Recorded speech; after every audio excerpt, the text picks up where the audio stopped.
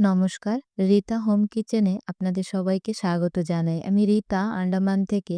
আজ বানাবো সজনে পাতার বড়া, যেটা শরীরের জন্য খুবই উপকারী। তো চলুন শুরু করা যাক। এখানে আমি ১ বাটি সজনে পাতাটাকে ভালো করে ধুয়ে ছোট, ছোট করে কুচিয়ে নিয়েছি। তার সঙ্গে নিয়েছি মিডিয়াম সাইজের পেঁয়াজ একটা, আর রসুন কুচি, লঙ্কা কুচি। এখানে রসুনের পরিমাণটা আমি একটু বেশি রেখেছি। তোমরা তোমাদের ঝাল অনুযায়ী লঙ্কা দেবে, কাঁচা লঙ্কা। তো এখানে আমি মেজারিং কাপের ১ কাপ বেসন নিয়েছি।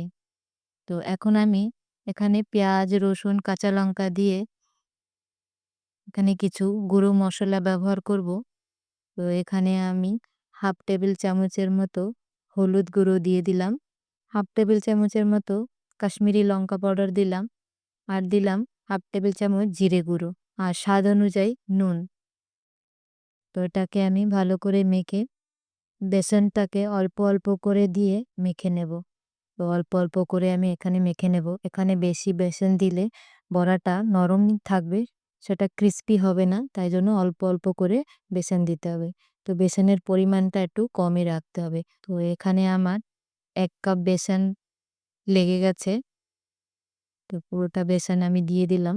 অল্প, অল্প করে জল দিয়ে এটাকে ভালো করে মেখে নেব। তো গ্যাসে আমি কড়াইটা গরম বসিয়ে দিলাম। কড়াইটা গরম হয়ে গেছে। এখন এর মধ্যে তেল দিয়ে দেব। তেলের পরিমাণটা একটু বেশি রেখেছি, যাতে ভাজাটা ভালো করে হবে। তো এখানে আমি লো টু মিডিয়াম আঁচে রেখে বড়াটাকে ভাজা করে নেব। তো এখানে আমি বড়াটা মিডিয়াম সাইজের আকারে দিয়ে দিলাম। তো সজনে পাতার বড়া তো শরীরের পক্ষে খুবই ভালো, তোমরা জানো। এই পাতায় প্রচুর পরিমাণে vitamin C, vitamin A, calcium ও আয়রন থাকে। বিশেষ করে বাচ্চাদের তো খুবই ভালো শরীরের পক্ষে। তো যারা পছন্দ করে না সজনে পাতা, তো তাদেরকে এইভাবে বড়া বানিয়ে খাওয়াও।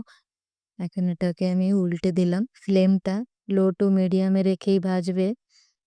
হাই ফ্লেমে রেখে ভাজলে ভিতরটা কাঁচা থেকে যাবে। তো এই দেখো আমার এটা ভাজা হয়ে গেছে। এখন আমি একটা পাত্রে এটাকে নামিয়ে নেব।